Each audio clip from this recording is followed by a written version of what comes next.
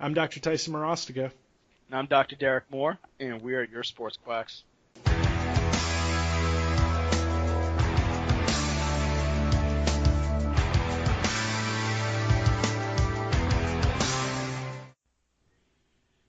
Okay there, Sports Quacks. Today, what we'll be discussing is creating your chiropractic environment. So, when a patient walks in your office, what do you want to convey to them? That's going to be the first thing that every patient kind of sees. They'll walk in, and if you have children's toys lying around, they'll immediately assume, okay, this person works for children. Or if you have exercise machines in there, okay, this person does some type of exercise modality or does some type of physical therapy in there. But I feel as though when you go into a chiropractor's office, 10 out of 10, you'll have 10 different experiences. Yeah. You have no idea what to expect, and it's always going to be explicitly specific to what that chiropractor thinks his chiropractic philosophy is. So we'll try to keep in this conversation the the topic along of sports chiropractic and just kind of what we have seen in our field and how we really want to display that when our patients come in.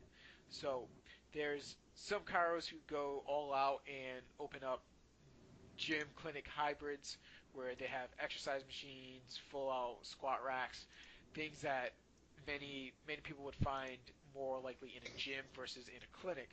And then there's some chiros who go a little bit far in modalities. They'll have laser, they'll have ultrasound and stim, and all the gadgets that you would normally see within a PT clinic. And then I've also seen some sports chiros who just have very minimalistic. So they might have some TENS units lying around, but basically they use their hands.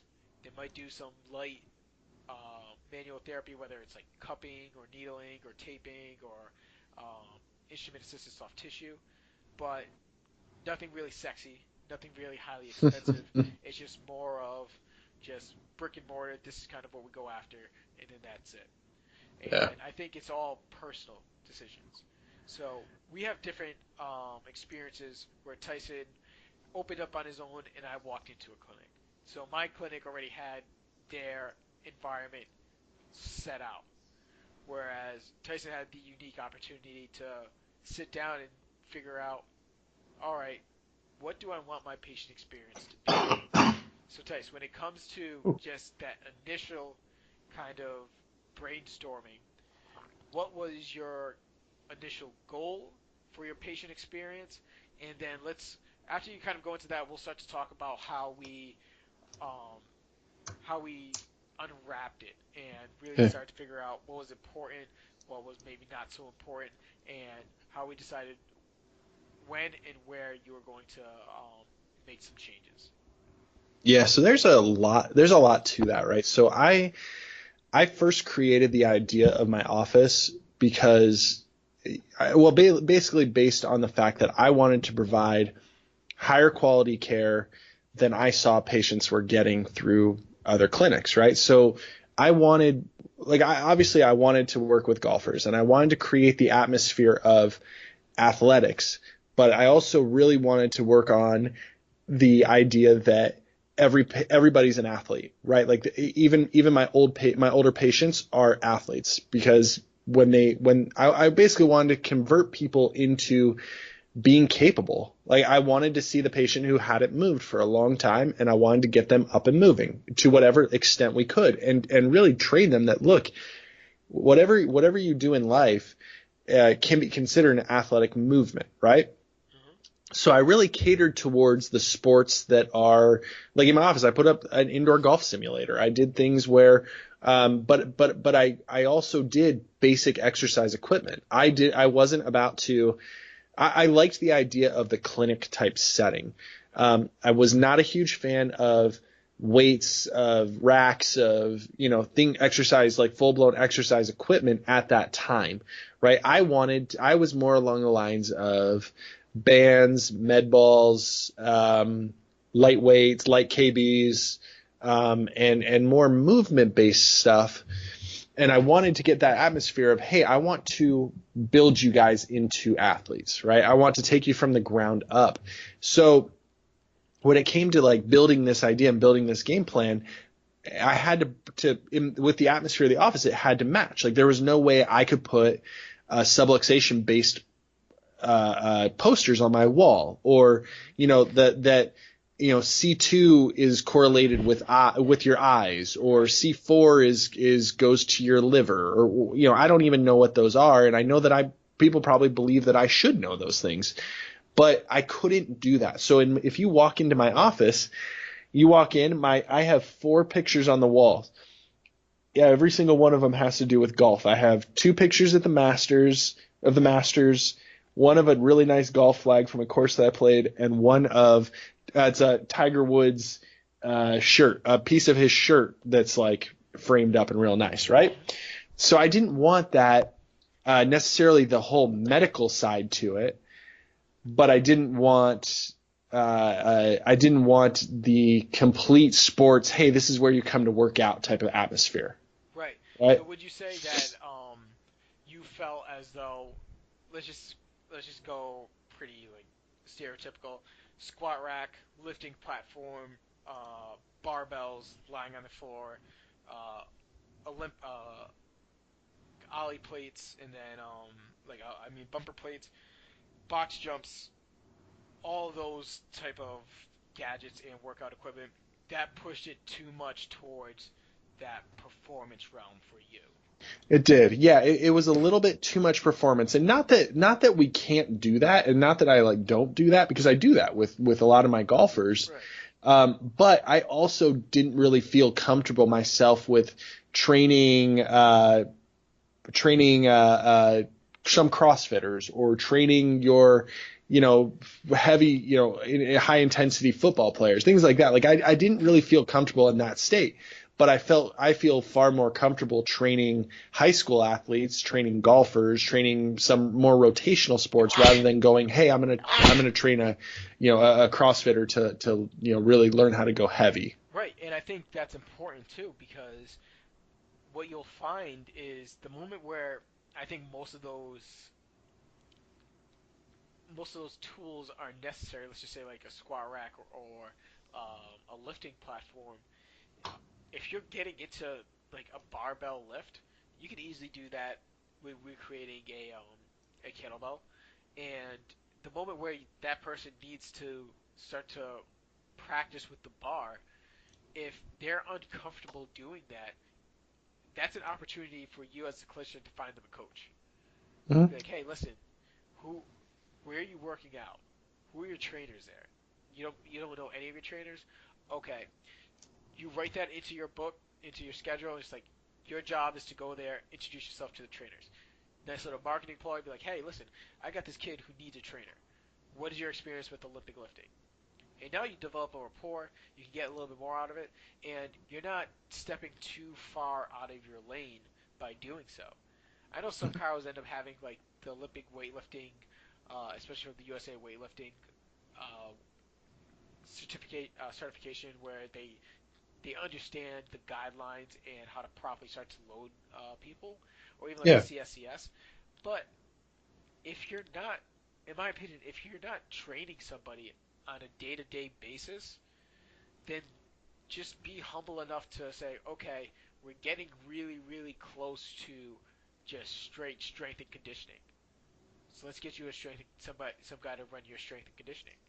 Mm-hmm. Some, uh, some, I think the more amateur or novice the person is, the more likely we are to be able to just create a proper progression in a microcycle for them.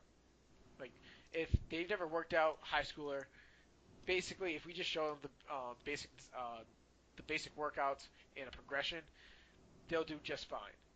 But Yeah. when we start talking about, okay, like this guy really needs a proper regimen, and it's something a little bit outside of our scope when it comes to like the strength and conditioning aspect. If you don't feel comfortable creating a program, just don't do it. Just have somebody Yeah. else do it. Right. Right, exactly, and that's okay. I think one of the other issues that we run into is that you see that then all of a sudden you get kind of like attached to this. Oh, I could see that as a revenue stream. So then you try and do it, and it just comes back to bite you. That makes sense. Like it's Yeah, not necessarily in your realm, but then we see a lot of other chiropractors that are like, no, no, no, I can do this, I can do this, and then it ends up biting you in the butt, kind right. of. Because you're so focused on, like you said, that revenue stream. You see it as, okay, I get to bring in more people to do X, Y, and Z. But at the end of the day, are you losing opportunities to bring other people in just so you could have cooler stuff into your office? You know, Sure. if we could even take this into the field of when we're going in for example, like a Theragun. You know, are we getting this to bring people in, or are we doing this just because we think that this is what gym people want? You Yeah. know, and if we're buying tools to just impress people, and you're just buying squat racks because you think a squat rack is what a sports car is supposed to have, then I think you're just doing it wrong. You You know, are. you You have to get start kind to look of at it. Yeah. you get locked into this competitive nature kind of thing, right? So like I look at other guys who are working with like the high end golfers, and they've got um, cryo chambers. They've got the 360, the all core 360 thing. Have you ever seen that? No, what's that? All core, is it called all core 360? What it does is, right, so you get in, you're seated, you have a med ball between your knees, and this thing rotates you around. Like, you ever watch that thing as a kid where like you strap you in and they push it and it's got these circles and they spin you around like crazy and you get really Oh, sick? You ever seen that yeah. thing? So wait, what's the point of it? It's essentially, it looks like that. So what it does is it slowly takes you into all planes of motion. So it forces you to your basically core to brace, your abdominal wall to brace, the secure the low back all the way around in all these positions, right? So it slowly walks you through. Um, and it's kind of interesting because I watch, guys like Jordan Spieth doing it. You watch Zach Johnson. You're kind of going, well, maybe I should do that. Maybe I need that. Maybe that's why people aren't coming into my office. Or maybe because I don't have the cryo chamber. I bet, the cryo chamber would make the difference. And for me, like, I realize that that's not my clientele in my area. Maybe if I was in Tempe or I was in Phoenix, and I had some more college athletes and I was more in that, I don't, but then again, like, I still don't think that would fit in with my clientele. Like, it doesn't make sense to me to throw my 50-year-old patient into a cryo chamber. Right. Well, not necessarily my 50, maybe more like my 60 or 70-year-old patient into a cryo chamber. That doesn't make sense. Um, but it just doesn't quite fit with the atmosphere of my office. So for me, I'm more hands-on. I'm more less bells and whistles and more hands-on, movement-based rehab therapy, stretching. That's it. That's what I do. Right, and focusing in on kind of controlling oneself and then eventually controlling their external loads there. You know, you don't Exactly. need to do too much when it comes to that. And then you start to end up looking at when you're opening the practice, your return on investment. You know, Sure. how much is it going to cost for you to get that cryo? Because you're not only buying the unit, but you also have to get a certification for you to use it. You have to um, start to budget for what happens if it breaks. Are you using liquid nitrogen? How often do you even have to recharge that? Right. How big of a process is that? How much are you going to charge? Are you going to do packages? Are you going to do so? The first thing is looking at your return on investment between that versus like a $50 kettlebell. You know that you're going to use on every single patient because most patients, if they're uh, if they're going into some type of rehab setting, a kettlebell is all they need. We can do so many different dynamic things when it just comes to we can do positional isometrics, just holding it. We can do more dynamic stuff. We can challenge balance. We can challenge power. We can do a lot of different things with just this one tool, and it doesn't take up a lot of space. Doesn't cost you a lot of money, and I think return on investment in the long run is slightly more beneficial for going more efficient than just going like, hey, I saw the top guy have cryo. And I Yeah. think that's what we see. We see it on Instagram all the time. Top guys have X, Y, and Z, so they put their athlete in X, Y, and Z, and then everybody else starts buying that. Oh, you want to treat Le'Veon Bell? Get a Hypervolt because that's what he uses. I And we I see it, and have to admit, sometimes we buy into it too. I have to admit that I did get sucked in though. But I got sucked in on the Theragun. Uh huh. But one of the best investments I've ever made. Right. So I did it because I initially got sucked in as like, ooh, that's cool. And then I realized I'm like, wait, that can save my thumbs. Like I could actually use that in substitute of a lot of the different moves that I do with different passes, different muscular moves, whatever. Or I can use it with different end range loading. Like it was a really cool idea. And so then I took it, I got it, and then I kind of ran with it. And now I do a lot of cool stuff with it and I use it on every patient. So it was initially like, oh yeah, I saw LeBron James and I saw Kyrie Irving using that on the sidelines during the NBA Finals. I was like, that's kind of cool. Maybe I should go with that. And it worked out for me, luckily. But it wasn't. Then again, like a $700 Theragun isn't that bad of an expense compared to $50,000 on a cryo chamber. Well, even then too, and you start to look into the investment into the Theragun, but the return of not beating up your hands. Right, exactly. Long term wise, my hands have never felt better. So like 2 years into practice, my hands were killing me, right? Like my thumbs were dead. I was trying way too hard on patients. Like, you know how you just want to draw that extra bit of tension because you think if you get that extra bit of tension, it's really going to make a difference. And it's not true. It's just do one more pass. You know what I mean? Like don't draw the tension, just do one more pass. Um, but my thumbs were dead. And I told my wife, I'm like, I can barely grip a golf club. I'm like, how am I ever going to what am I going to do if I can't grip a golf club or can't do little things like that I enjoy later in life? And that was kind of part of like the coming to realization that I need this. I need to do something. Like it made a difference. But so let me bounce back to the idea of setting up that atmosphere in your office. And I want to kind of put this on you, Derek, with the idea of when a patient walks in the door, let's go into communication. Like what, because the big thing is atmosphere is like what's going on in the office, but like what's on your walls and what's all the cool stuff going on, but also like how do you communicate? What's their front desk experience? How are you explaining things? Like what do you do differently? Like what do you feel you do well that builds the atmosphere of, hey, this isn't your Rackham and Crackham place? Yeah, and I think one of the biggest benefits from what I've had experiences, we've always had fantastic people at the front desk. So it was just more so of, and then even during the time where, unfortunately, when I was in DC, where we didn't have a front desk person, and I was working from 3 to 7, basically just by myself, you're behind the front desk, and the first thing that happens is you see the patient, you immediately greet them with a smile. If you know their name, it works so much better. You call them by name, like, "Hey Joe, what's going on? How's everything feeling?" If you don't know them by name, you just say, "What's going on?" You sound just as excited. You just know mention their name. It's like, yeah, Yeah. last name. Let's just make sure if you're there already previously scheduled, it's easier too that way. But it's all a matter of just that engagement and being in the moment versus getting caught up in what's going on at home, what's going on anywhere else besides the office. Just being present there and showing them as much attention as possible. Because I truly believe patients really appreciate that. Mhm.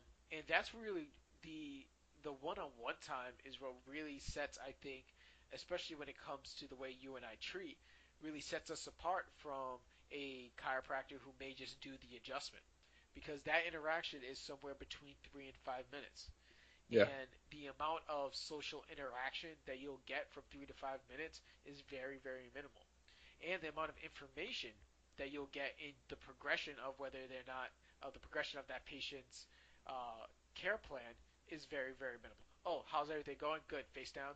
You're not getting much out of that. She's like, hey, how'd you feel after we did some of those passes on the hip?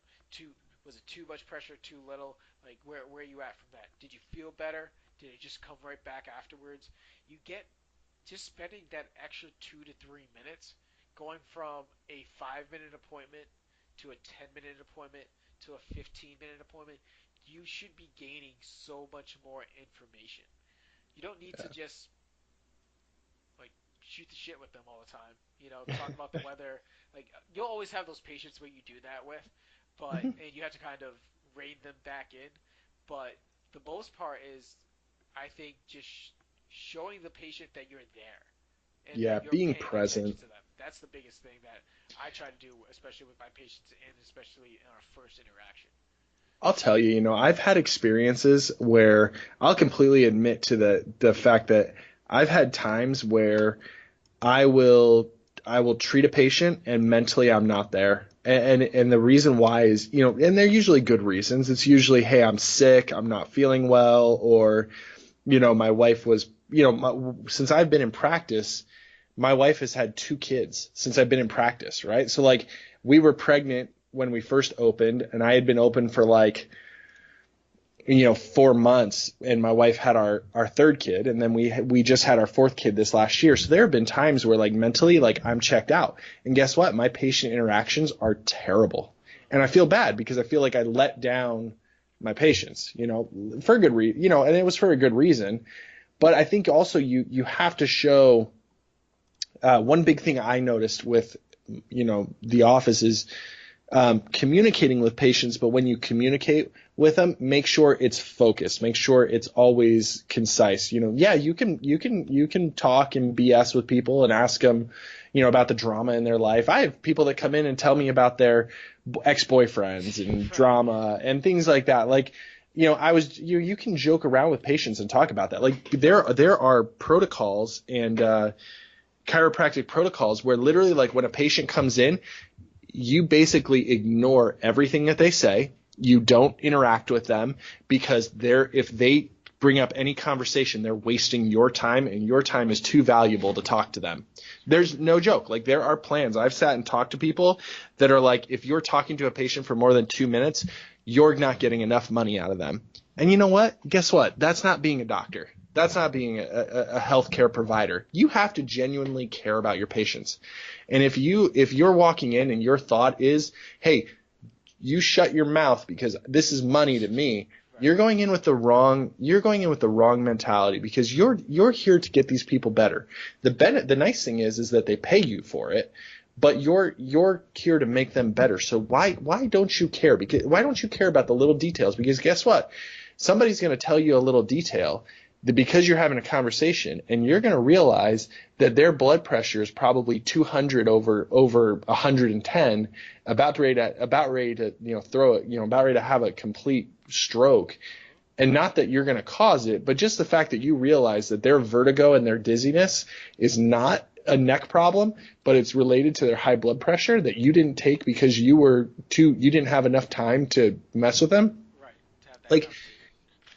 you learn things and you realize things about people, and when you engage with people on a different level, it really does deepen what you can do for them, and it deepens their loyalty to bring other people to you, to share you with other people, if that makes sense. No, absolutely.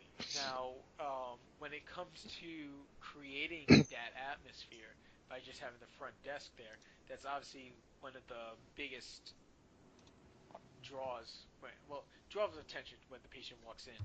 But Mm-hmm. Tice, when it came to your experience with chiros in the past, because unlike me, you've been to different chiros. You did some shadowing too. Mm-hmm. Was there something about the chiros the experience that you've had with chiros in the past, or maybe even in chiropractic school, that you were just like, when I open up my clinic, I'm avoiding this at all costs? Yes, absolutely. And I had two actually very different ones. So one was that I had an experience in the office where they had a lady who was initially the receptionist and then became the biller, and she was so rude to people, so mean, like just brutally mean to people. And I know it was because she had just been worn down by situations, right? And you can get sick of people real fast. Remember, it's just like any other job, right? So she had gotten worn down and was rude and snappy with people. And, you know, when you deal with insurances all day long, that's what happens, right? So I realized that, and I was like, man, I can't have someone who's grumpy and has the potential to snap on people. Like, I can't do that. On the other hand, I also had someone who I shadowed who hired this young, you know, very, very pretty girl, you know, basically had done it for that purpose. Right. So done it for that purpose and had created this kind of atmosphere of, I don't know, some male patients would come in and hit on her and make it uncomfortable, right? So that wasn't what I realized that, like, unfortunately, like, you can't do that. But if you go and, like, you look, like, I mean, this is going to sound, I don't want it to sound inappropriate or bad, but if you go around a lot of dental offices or in the area that I'm at, they tend to hire younger, blonde-haired, blue-eyed receptionists. Right. Yeah. They do. And that's not saying that's a bad thing, but I know they do it for a purpose, to make their office look a certain way. So for me, when I hired a receptionist, when I was thinking about, I didn't hire a receptionist for 2 years. I did this by myself for 2 years. I ran the desk, I did the scheduling, I did the billing, I did everything on my own. Then I came to realization that my next step was hiring a receptionist, hiring someone. So I realized that I needed someone responsible. I needed someone who was a go-getter, who I could say, hey, I need this done, and they'll go and figure it out. I didn't need someone who would come in and was shy and timid, but I also didn't need them to be bubbly and fake with people. Right. So I found someone. I actually recently hired a receptionist about 2.5 months ago, and I now realize that I don't know how I could run the office without her. It's so weird. I did it for 2 years, but now I'm sitting here going, man, if she wasn't here, I couldn't do this. Right. You start It's to a weird feeling. realize where you were possibly bleeding money. You know, Oh, yeah. because we were talking about just her ability to call insurances, follow up on things that you may have not had time to do it, because there's only so many hours of the day that you're going to be paying attention there, unless you're just going to devote an entire part of your schedule or part of your time with your family to just look over reimbursement rates and everything like that, or following up with patients, you know, making sure that they're scheduled, so you're not running in from one patient to another, worrying about who's going to be on that phone while you're treating somebody else. The ability to start to delegate the responsibilities a little bit more. Now you're just like, okay, I think for you, you could focus a little bit more back onto treating patients. Still the business owner, but but I think it's a hard line for you to kind of balance, because some days you're just like, all right, more business owner than doctor today, more Yeah. doctor than business owner today, and just understanding that, hey, a good receptionist or a good office manager at the right time, so not obviously not too early. Take the time to learn it yourself, but at the time where you're about to be able to bring that to the next level, you bring your office to the next level of income revenue. A good receptionist, a good office manager can really just kind of keep the momentum going, so that you're not just pulling your hair out every night trying to get things done yourself. I was just about there.